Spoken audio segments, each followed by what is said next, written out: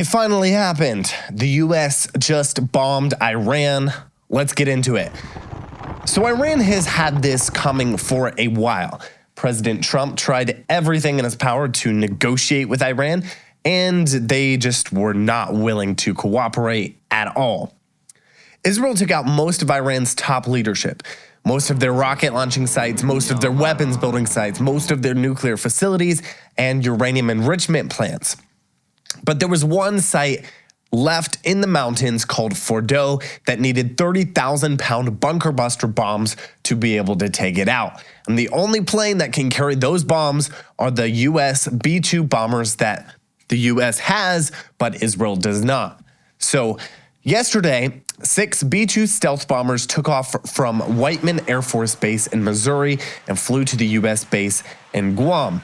And then at 3:30 this morning, Trump took everybody off guard and posted this on Truth Social.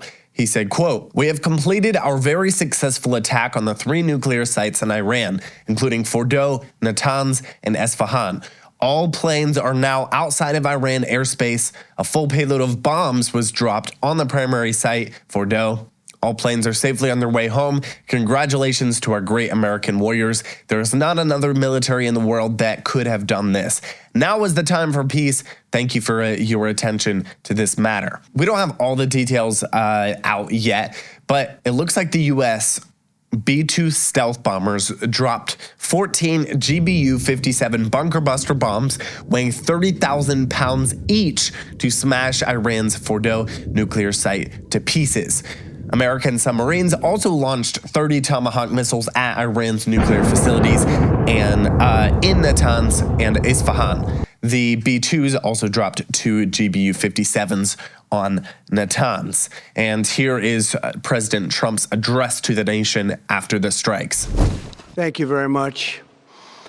A short time ago, the U.S. military carried out massive precision strikes on the 3 key nuclear facilities in the Iranian regime: Fordow, Natanz, and Esfahan. Everybody heard those names for years as they built this horribly destructive enterprise.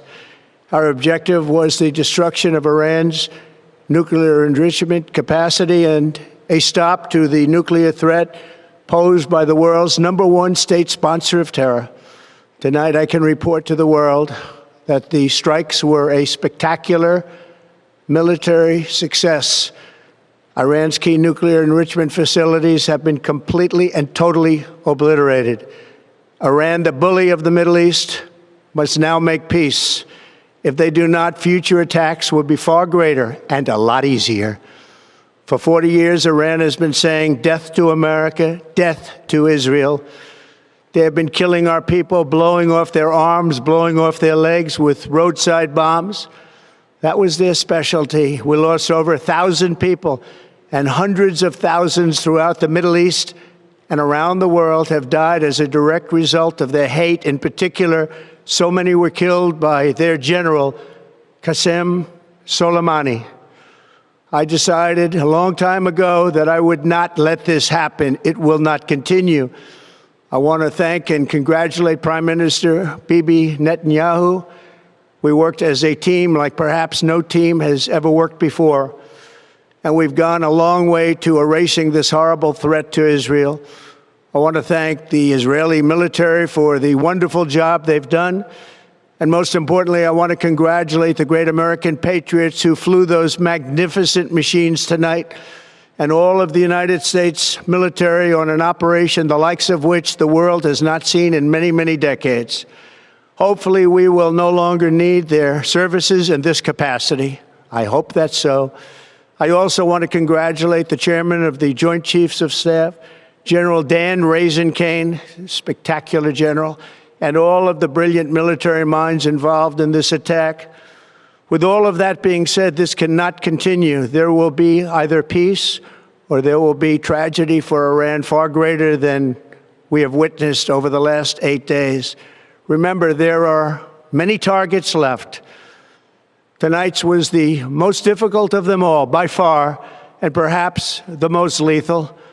But if peace does not come quickly, we will go after those other targets with precision, speed, and skill. Most of them can be taken out in a matter of minutes. There's no military in the world that could have done what we did tonight, not even close. There has never been a military that could do what took place just a little while ago. Tomorrow, General Kane, Secretary of Defense, Pete Hegseth will have a press conference at 8 a.m. at the Pentagon. And I want to just thank everybody, and in particular, God. I want to just say we love you, God, and we love our great military. Protect them.